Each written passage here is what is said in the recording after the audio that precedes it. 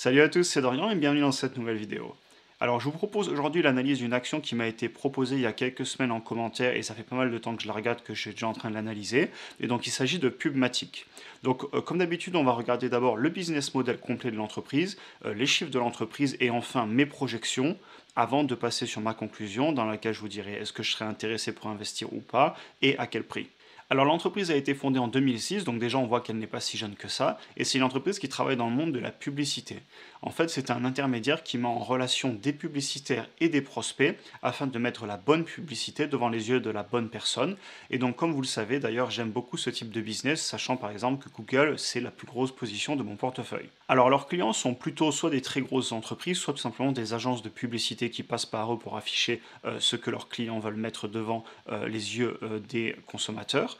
Et pour faire simple, en fait, leur business model, en gros, ils mettent des publicités qui sont donc destinées à des utilisateurs de support et ils font ça pour des clients et donc en fait eux c'est l'intermédiaire, ils sont au milieu et ils affichent principalement des publicités sur les téléphones, les applications, les sites internet, les blogs, les vidéos, etc.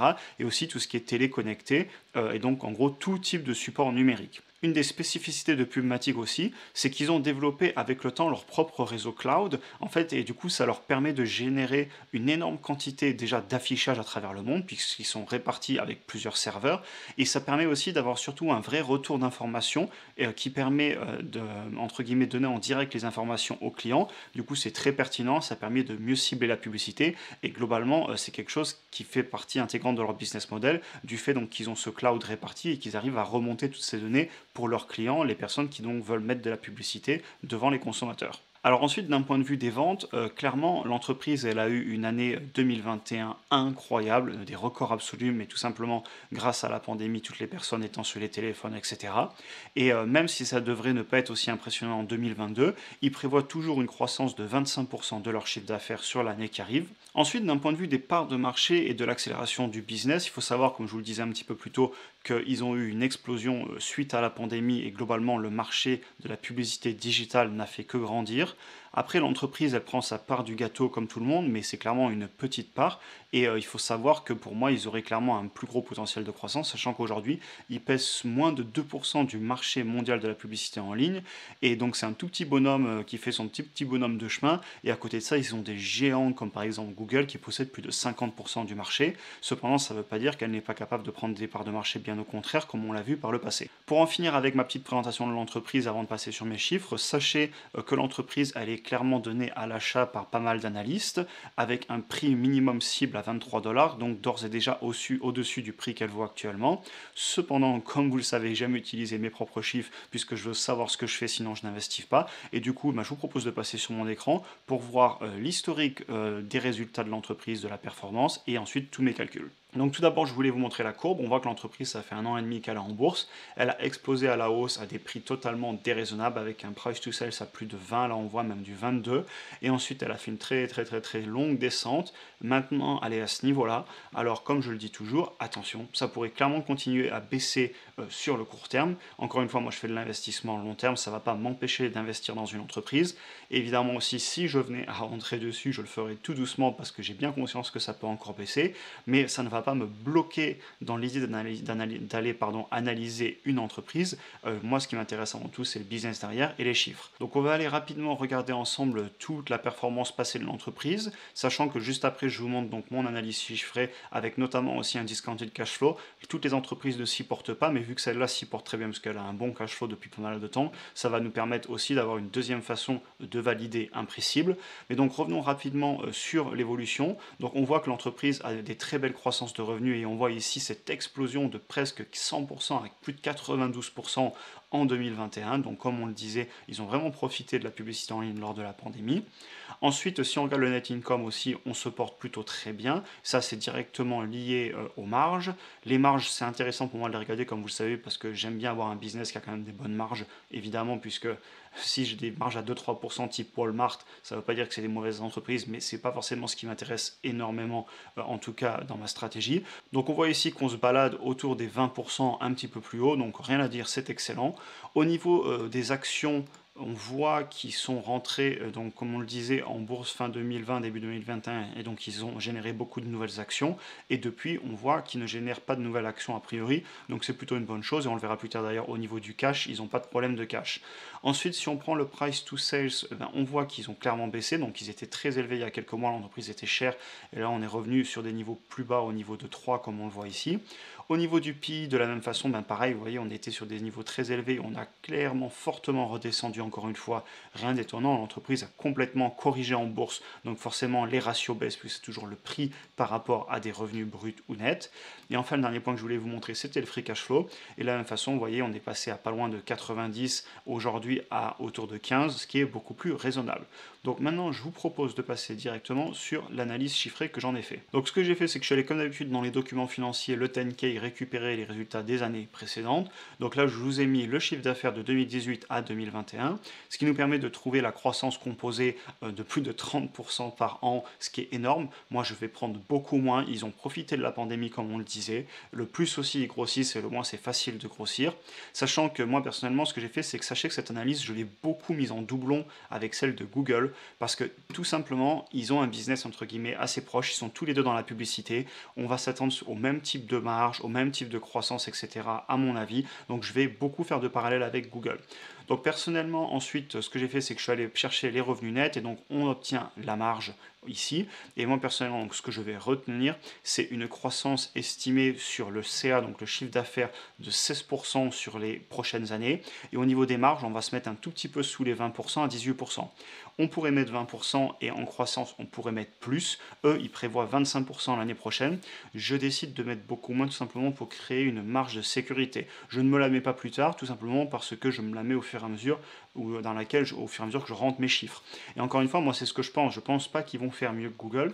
Eh bien, peut-être qu'ils vont y arriver. Le management pense que oui, et tant mieux, ce sera une belle surprise. Cependant, mes chiffres, je les base sur des analyses et des chiffres qui sont très raisonnables, afin de justement prendre le moins de risques possible, même si évidemment, il y a toujours des risques en investissement. Donc ensuite, je vous épargne tous les détails. Ça nous permet de trouver les revenus bruts, les revenus nets dans le futur en réappliquant les pourcentages. J'obtiens mon EPS, j'obtiens mon PI futur, et ensuite, ça me permet d'obtenir mon tableau, comme d'habitude, que je vous présente à chaque fois. Donc sur ce tableau, en gros, ce que je fais, c'est que je projette les PI futurs jusqu'en 2026, et ensuite, ça me permet de trouver un multiplicateur, donc un retour sur investissement, en fonction du PI qu'on aura en 2026 dans ce cas-là. Donc on voit que si l'entreprise elle a un PI, on va dire de 15 dans le futur, j'ai pris 15 parce qu'actuellement elle est à 15, ça pourrait clairement être 20, un petit peu plus, et ça pourrait être aussi 10 si vraiment on est dans une grosse situation économique difficile en 2026 et que tous les price to earnings sont dévalués. Donc on voit que si je l'achète aujourd'hui à 16 dollars, sachant que le cours il est à 15,15, eh bien ça nous ferait avec un PI de 20 un retour de plus 100%, donc un x2. Si je l'achète autour de 14, pareil, on serait à 1,77 et avec un PI de 20 à 2,35, donc à plus 135% en 4 ans et demi, 5 ans. Et donc voilà, globalement, ça veut dire que cette entreprise, il ne faut pas que je la paye plus de 16 dollars, parce que sinon je ne vais pas avoir mon plus 100%. Sachant aussi que du coup, pour faire un plus 100%, il faut qu'on arrive du coup à un prix de 32. Et si on va voir les analystes, eux, ils estiment que sur un an, on devrait être en moyenne au plus bas donc du coup en moyenne à 30 dollars, au plus bas à 23 et au plus haut à 40. Donc vous voyez que globalement ils sont un petit peu plus positifs que moi. Je pense qu'ils sont un peu plus positifs parce qu'ils prennent les fameux 25% aussi annoncés par le management. Et moi, vu que j'ai pris beaucoup moins de croissance en termes de pourcentage, fortement, je trouve des résultats qui sont un petit peu moins attrayants.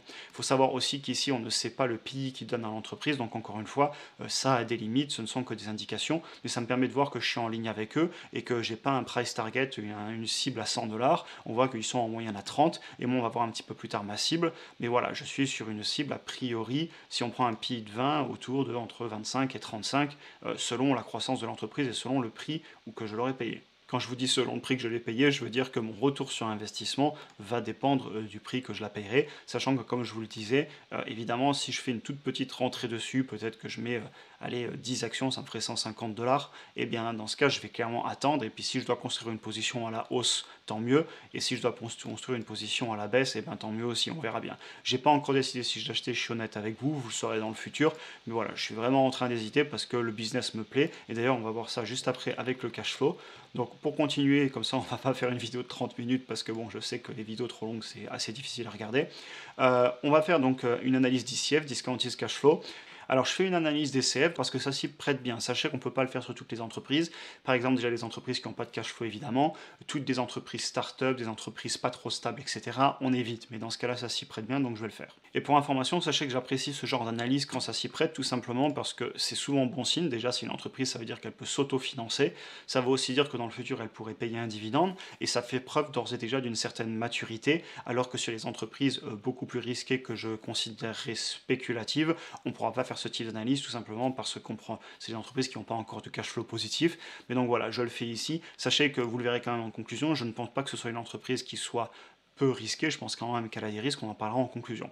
Donc là, j'ai pris le cash flow des dernières années, on voit qu'ils ont eu une croissance de plus 100%, donc ça montre encore une fois que l'entreprise, elle a explosé en 2021. Moi, je ne vais surtout pas prendre ce type de résultat parce que je trouve ça déraisonnable. Si je vous mets un plus 100% en croissance du free cash flow dans mon analyse, les chiffres vont complètement exploser, vous allez vous dire c'est l'affaire du siècle, on va surtout pas le faire.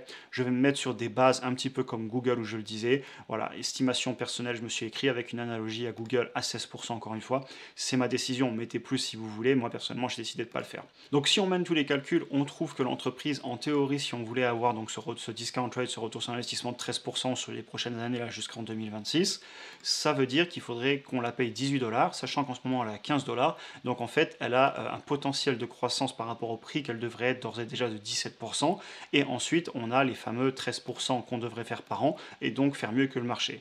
Et moi ce qui me rassure dans ce type d'analyse, c'est qu'on voit que mon 13% par an va me permettre de doubler ma mise sur 5 ans, et ça reste à peu près en ligne sur ce que je voyais ici, on voit un x2 avec un PI autour de 20 dans 5 ans. Donc ça ne fait que de me confirmer par une autre méthode que l'entreprise rentre a priori dans mes objectifs, attendez je me remets du bon côté, qu'elle rentre a priori dans mes objectifs de faire mieux que le marché et donc de faire du x2 en 5 ans ou moins, sachant que en plus de ça, j'ai de l'ETF, donc dans tous les cas, ces performances, je vais les obtenir sur les marchés en achetant mes fonds indiciels. Mais donc voilà, c'est l'objectif évidemment de portefeuille individuel. Et donc, a priori, on est en ligne au niveau des chiffres, sachant que je me suis mis des chiffres quand même qui étaient pas trop élevés.